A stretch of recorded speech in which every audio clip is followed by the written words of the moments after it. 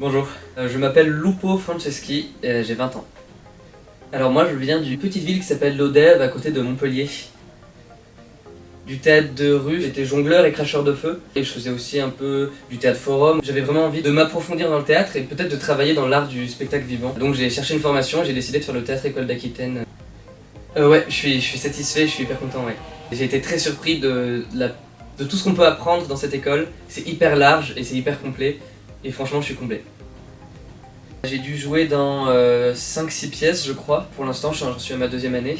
Et en arrivant dans l'école je savais pas à quoi m'attendre et je pensais pas qu'en fait on jouait autant. Et en plus on fait pas que jouer, moi je pensais qu'on faisait que jouer, en fait on peut participer à la régie son, la régie lumière, on participe à la création de décors si on veut. Il n'y a pas d'obligation, on peut vraiment s'investir dans ce qu'on veut. Et en plus du bagage très très solide de la pédagogie de l'école, on peut créer son propre bagage en fonction de ce qu'on veut et ça c'est vraiment génial.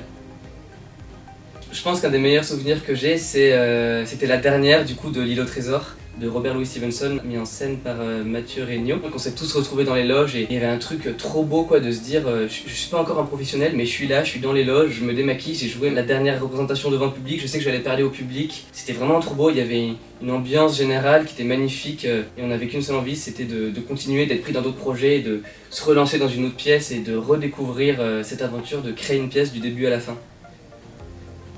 C'est très embêtant parce qu'en fait, donc, je suis en 2e année, j'ai pas fini ma scolarité. Ça veut dire que je risque de me faire sucrer une année. C'est une école dans laquelle je me retrouvais beaucoup. C'est la seule école de théâtre en France où en plus d'être une école, c'est un théâtre, donc on peut jouer des vraies pièces. C'est pas des rendus travail d'élèves, même si c'est très intéressant, on joue vraiment, il y a un vrai public. Et donc il y a une mise en situation professionnelle incroyable et je sais que en France, je retrouverai pas vraiment la même chose. Peut-être continuer l'art de la rue, peut-être mêler le théâtre avec l'art du feu. Parce que c'est très rare, souvent les spectacles de feu c'est sur de la musique et c'est rare qu'il y ait du dialogue en même temps parce que le feu c'est tellement impressionnant que ça paraît souvent en dessous en fait quand on a du texte et je pense que ça peut être très beau de mélanger les deux pratiques.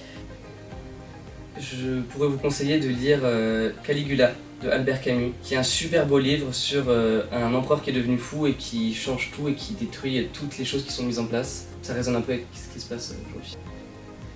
Je vous souhaite à tous de continuer, d'aller voir des choses, d'aller voir du théâtre, du cirque, d'aller voir des choses vivantes, de bouger. J'espère que ça va réouvrir vite. Vive l'art du spectacle vivant.